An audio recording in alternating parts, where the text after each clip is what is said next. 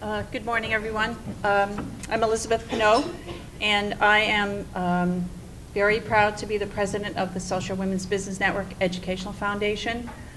When I was thinking about writing my speech today, I typed it out on 2-3 pages, and then I thought, I don't think everybody wants to listen to that.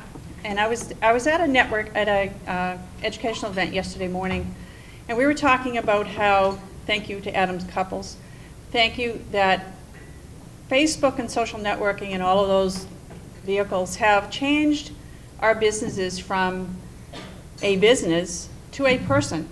And I wanted to say that in many of our industries, particularly in the type of industry that I'm in as a CPA and financial planners and people like that, we usually are faceless. People want to know what we know, but they don't really know us.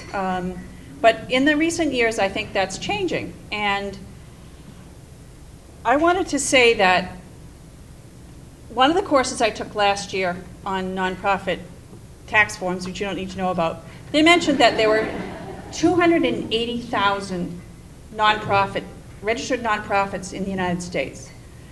And the reason they brought it up is because they're trying to track them all down too and get them to file the paperwork they're supposed to do. But I was thinking, and that's probably an old number, that's probably 2 years old.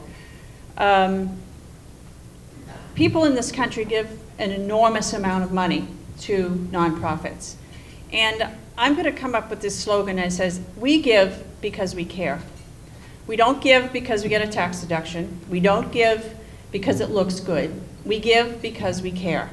And many of you sit on nonprofit boards and you give money, you give your time, you give your expertise.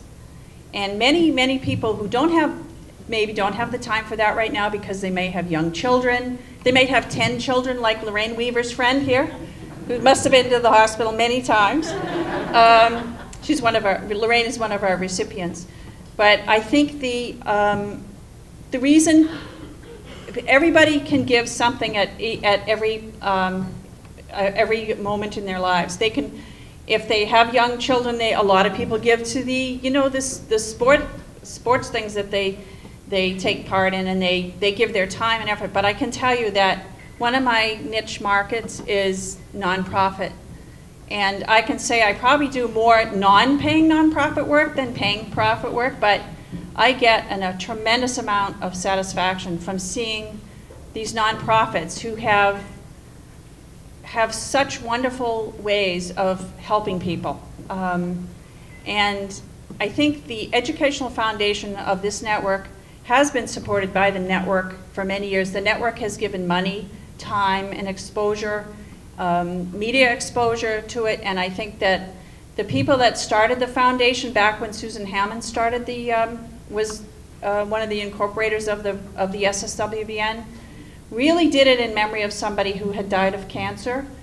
That person actually had gone to college with me. We both went to night school at Northeastern, and I knew her, and that's why I'm now in the position I'm in, both from an educational point of view and from the presidency, because she brought it together. And I think what I wanted to say to people was that half of our donations last year came from donations that were upwards of $1,000, but half of them came from many, many people who repeatedly give to us. They give us $50 a year, they give us $250 a year, they give us $25 a year, and that's all of you.